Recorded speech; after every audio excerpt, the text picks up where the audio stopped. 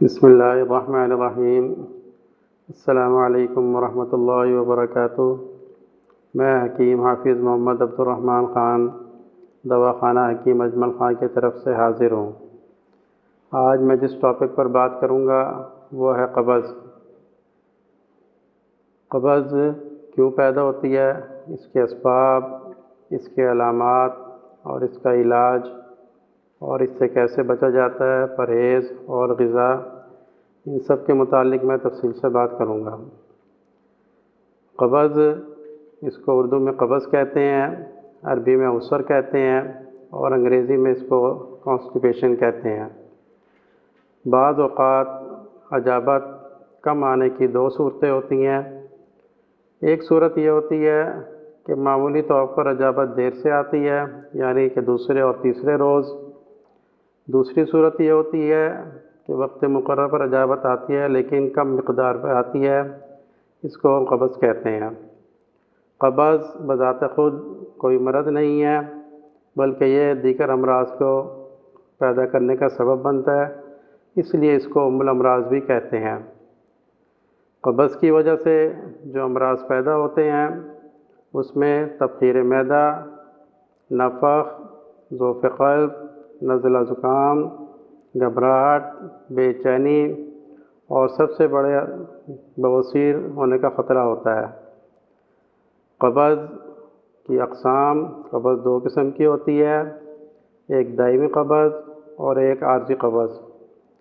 عارضی قبض بعض اوقات خود بخود ٹھیک ہو جاتی ہے یا پھر غذا میں کمی بیشی کی وجہ سے بھی اس کو ٹھیک کیا جا سکتا ہے، جبکہ دائمی قبض کے لیے اس کا علاج ضروری ہوتا ہے۔ اب میں اس کے اسباب کی طرف آتا ہوں کہ قبض کن وجوہات یا کن اسباب کی وجہ سے پیدا ہوتی ہے۔ کثرت بلغم یا دیگر کسی وجہ سے انتڑیوں کی قوت دافعہ کمزور ہو جاتی ہے۔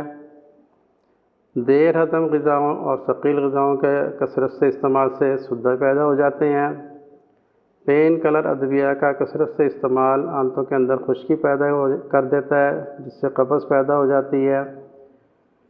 ٹینشن اور ڈپریشن کی ادویات کا کثرت سے استعمال، دماغی تھکان، کمزوری، ضعف اعصاب، واک نہ کرنا، ورزش نہ کرنا اور کم فائبر والی غذاؤں کا استعمال سے قبض پیدا ہو جاتی ہے۔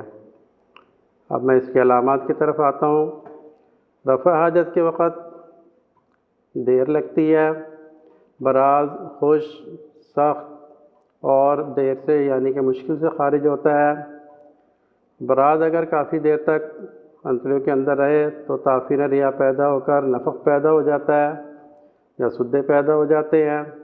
بعض اوقات سدے پیدا ہونے یا خشکی کی وجہ سے حجابت کے ساتھ بلغم اور خون بھی آنے لگتا ہے۔ درد سر پیدا ہو جاتا ہے، جمائیاں کثرت سے آتی ہیں، پنڈلیوں میں خفیف درد رہنا شروع ہو جاتا ہے اور بواسیر کی شکایت ہو جاتی ہے۔ اب اس کے علاج کی طرف کہ اگر قبض اتفاقیہ طور پہ ہو جائے تو دواخانہ کی قرص ملین 2 سے 4 ہفتے میں 1 سے 2 دن استعمال کرائیں۔ دواخانہ کی مجمل خاں کی سبو سے اسبغول یعنی اسبغول کا چھلکا 1 سے 2 چمچ رات کو سونے سے پہلے نیم گرم دودھ کے ساتھ استعمال کرائیں۔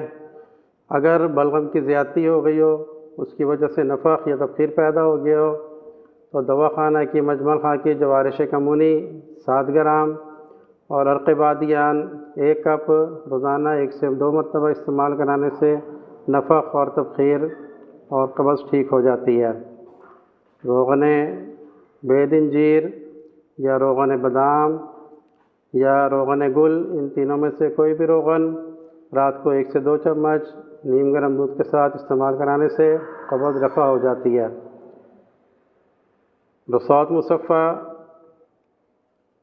انجیر اور مصبر زرد، ان تینوں کو اچھی طرح باریک پیس کر چنے کے برابر گولیاں بنا لے۔ 1 سے 2 گولی رات کو سوتے وقت نیم گرم دودھ یا پانی سے استعمال کرنے سے صبح کو حجابت کھل کر آ جاتی ہے۔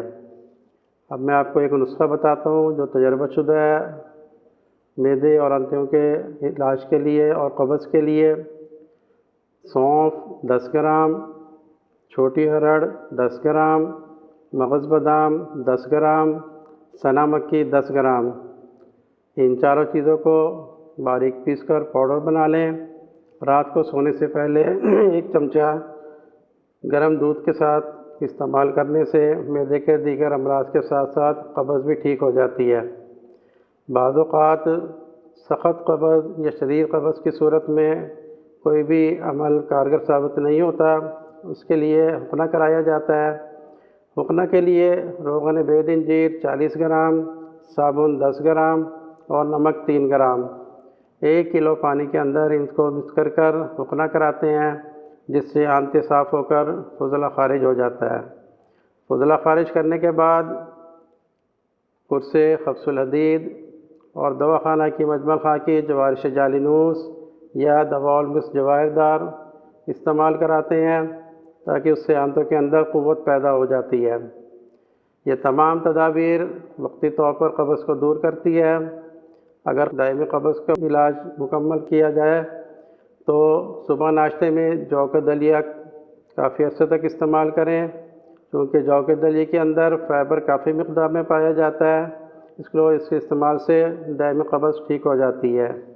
یا پھر دواخانہ کی مجمل خاکہ اسبغ المسلم رات کو سونے سے پہلے 1 چمچ نیم گرم دودھ کے ساتھ استعمال کرنے سے دائمی قبض ٹھیک ہو جاتی ہے۔ دونوں وقت غذا کے بعد 1 عدد امرود، دواخانہ کی مجمل خاکہ سفوف نمک سلیمانی 3 گرام کے ہمراہ کھانے سے نفق، تبخیر اور قبض میں اچھا ثابت ہوا ہے۔ اب ہم اس کے پرہیز کی طرف آتے ہیں۔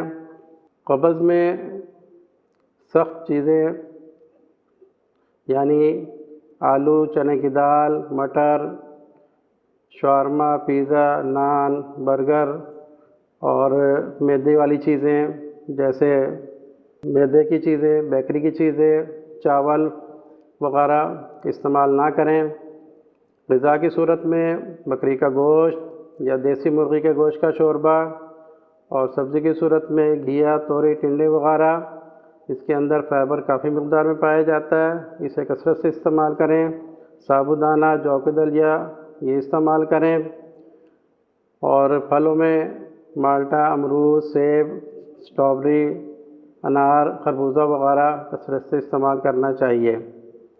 اگر آپ کو دواخانہ کی مجمل خاکی مرکب ادویات میں حب تنکار، اجملان، قرص ملین، الطریف الملین، جوارش کمونی، حرق بادیان، یہ تمام دوائیں مرکب طور پر دواخانہ کی مجمل خاں میں موجود ہے، جو معدے کے امراض اور قبض کے لیے بہت بہترین ہے۔